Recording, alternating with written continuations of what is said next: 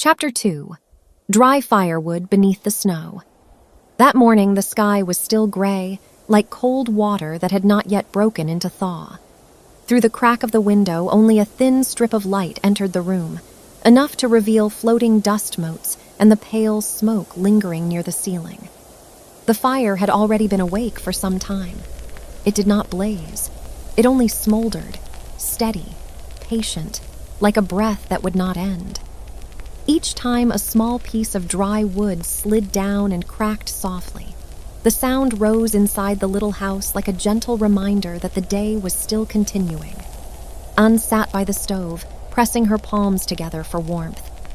Since the night before, she had already prepared a cloth bag with tying cords, her father's small knife, and a wool scarf around her neck.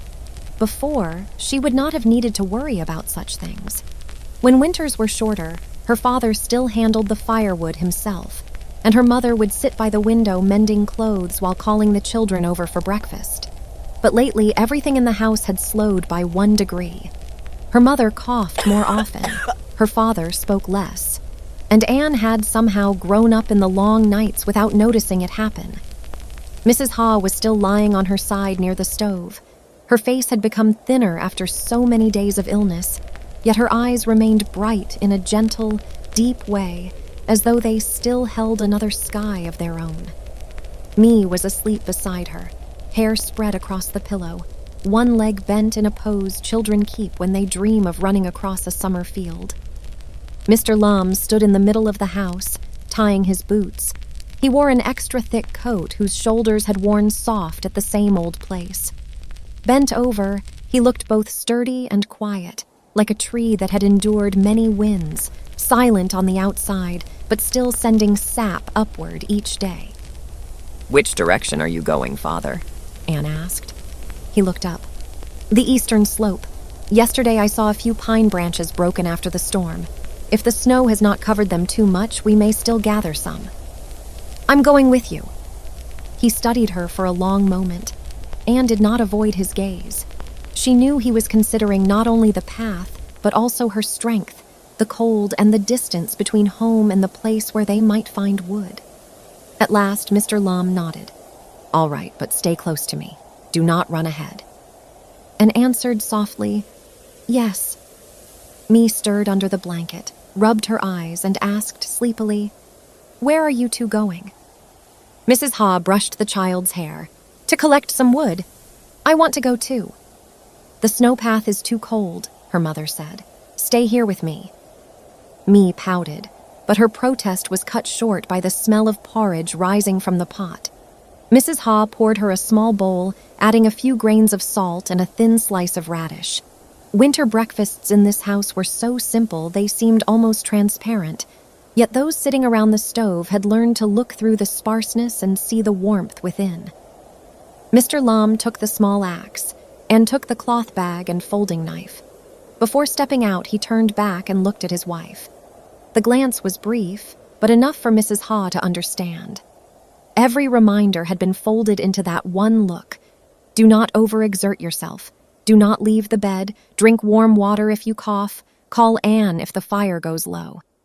Mrs. Haw gave a slight nod. She did not want him to worry any more than necessary. The door opened. Cold rushed in, sharp as a thin shard of glass, and shivered and raised her collar. The air outside was different from the air indoors. Outside, winter was no longer an idea. It had shape.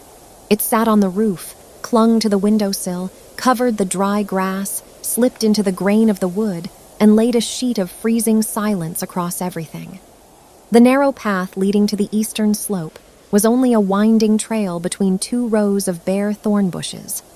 Snow gathered on the branches in small white clumps, making the whole forest look like an old book dusted with chalk.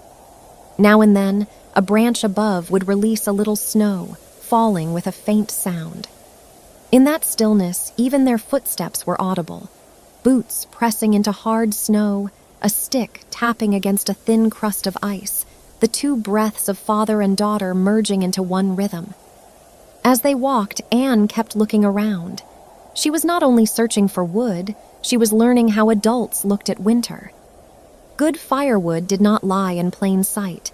It was often hidden under snow, covered by fallen leaves, or trapped in the crook of a broken tree. To find it, one needed patience, a willingness to bend down, and the ability to tell wet wood from dry wood that would crack cleanly when touched. "See this," Mr. Lum said quietly, brushing away a layer of snow near a tree root.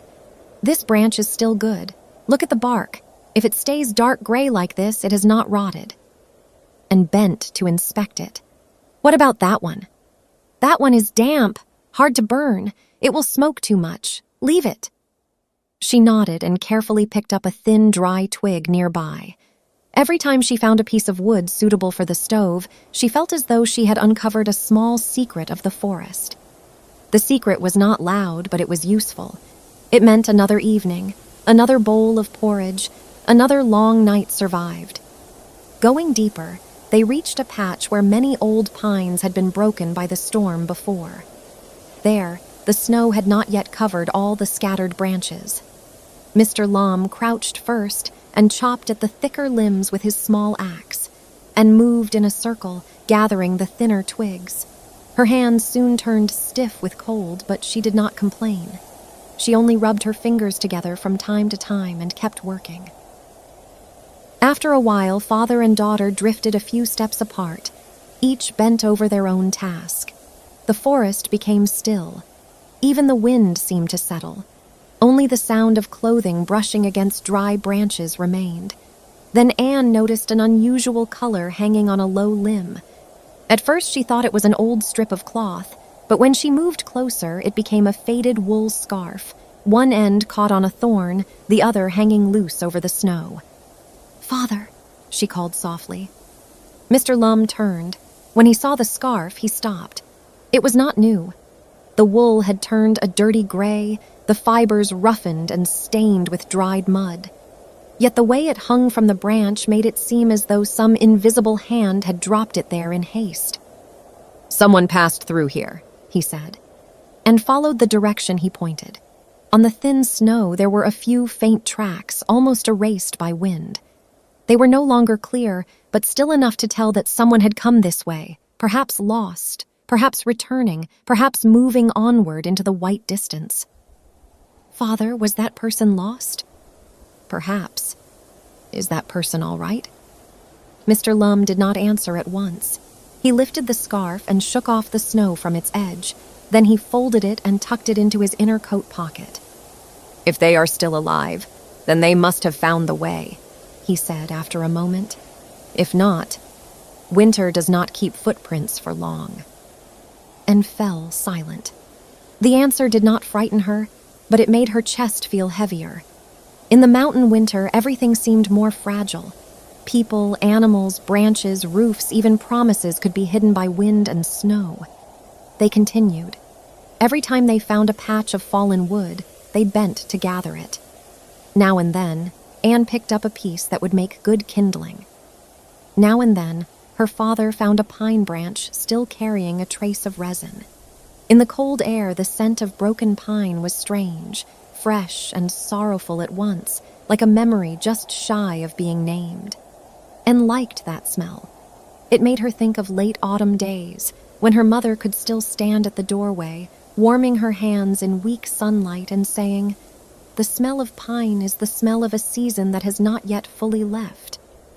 By midday, they rested beneath a large tree that had lost half its trunk. Mr. Lum spread a thick cloth on a drier patch and let Anne sit on it. There was no clear sunshine, but in the forest a pale brightness remained, like light reflected from the bottom of water. Anne exhaled, and a white breath escaped into the air. Her fingers had gone red from the cold. Mr. Lum took from his pocket a piece of dried bread wrapped in wax paper. It was the portion he had saved from morning, originally meant for Mai, but he broke it in half and handed one side to Anne. "Eat. Eat with me, Father. I'm not hungry yet." Anne looked at him. She knew such words were often just a way adults refused the better portion for themselves, but she did not argue. She took the half piece and bit off a tiny corner. The bread was hard, nearly tasteless, but when chewed slowly, it dissolved into a faint sweetness at the throat. Not because the bread had changed, but because it had been shared at the right moment. They sat in silence a while. Far off, a forest bird flapped across the trees, shaking down a dusting of snow like pale powder. Mr. Lum looked toward the mountain ridge behind the woods. The peak was lost in white cloud. Neither stone nor sky could be seen clearly. He rarely stared that long at the mountain, but every time he did, and felt he was weighing something far away. "Father," she asked softly, "is Mother feeling better?" He lowered his head and looked at the remaining bread in his hand. "Not yet," he said slowly, "but she is trying." And tightened her fingers around her own piece. The answer promised nothing, and yet it was true. In this house, truth was often not gentle, but it was the only thing firm enough to hold on to.